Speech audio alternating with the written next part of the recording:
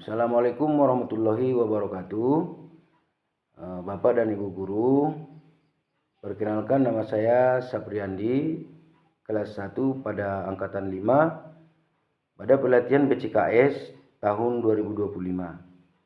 Pada kesempatan ini izinkan saya untuk melaporkan analisis pada LK4 tugas pada modul 3 dalam melakukan 9 langkah dalam pengambilan keputusan mengenai kasus yang ada pada LK4. Baik, 9 langkah yang akan saya lakukan untuk menganalisis kasus di tugas keempat. Yang pertama, langkah saya, apa saja nilai-nilai yang saling bertentangan dengan kasus tersebut? Jawaban saya, nilai yang bertentangan dengan kasus tersebut adalah yaitu nilai kejujuran dan tanggung jawab moral dengan nilai loyalitas, pertemanan, dan rasa setia kawan. Nah, ini yang diuji. Tapi kita harus memilih antara berkata jujur demi keadilan atau menjaga hubungan baik atau persahabatan dengan Rara. Ini dia memilih 2 langkah untuk kemajuan mana yang harus dipilih sebagai pemimpin. Apakah tetap dengan tanggung jawab moral mengatakan atau menimbang persahabatan. Nah, ini dia. Yang kedua, siapa saja yang terlibat dalam situasi pada kasus 4. Siapa saja berarti itu adalah orang yang mungkin orang yang terlibat, ya pastinya ada Tari itu sebagai saksi dalam pengambilan keputusannya. Tari. Kemudian Rara sebagai siswa yang mengambil dompet yang terdakwa di sini. Sedangkan Nina sebagai pemilik dompet. Bu Sri sebagai guru pustakawan.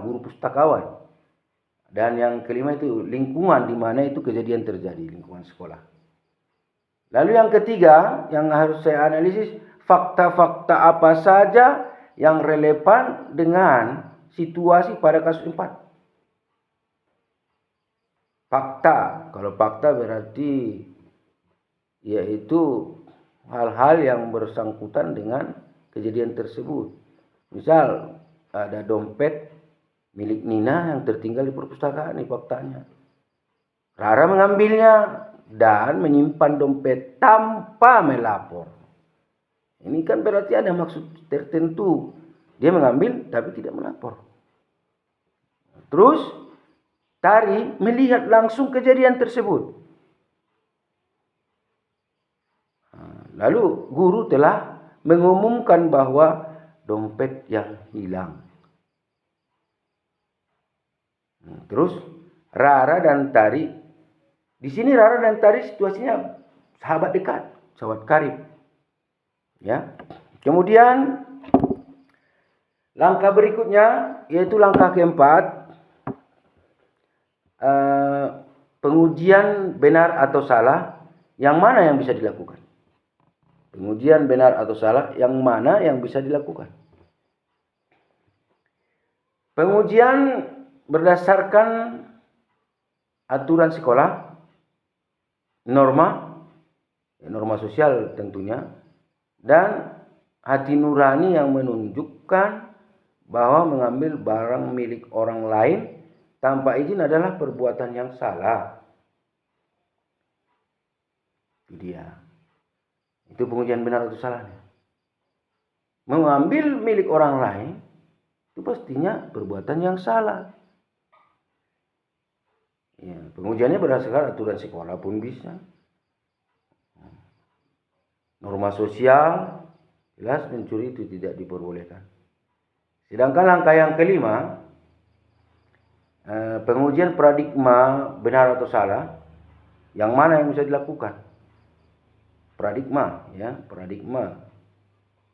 Acuan ya, acuan. Paradigma yang muncul adalah keadilan lawan kesetiakawanan. Keadilan lawan kesetiakawanan. Mana yang harus kita pilih?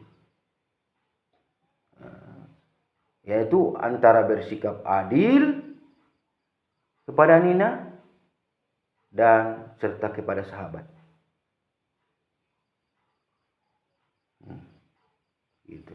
Terus langkah yang berikutnya, langkah ke-6, prinsip resolusi yang bisa kita lakukan, resolusi sebelum solusinya, yang bisa kita lakukan atau saya lakukan, itu prinsipnya berbasis kepedulian dan prinsip berbasis aturan yang digunakan agar keputusan tetap beretika namun manusiawi. Ini dia.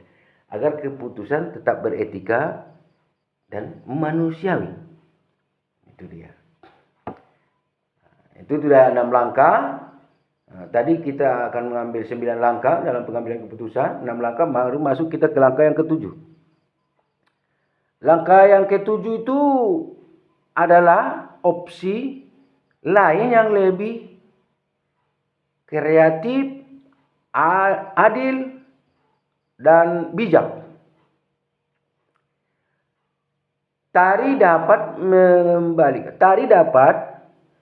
membujuk ataupun memanggil Rara secara pribadi dan membujuknya mungkin ya, dia kan sahabat karib.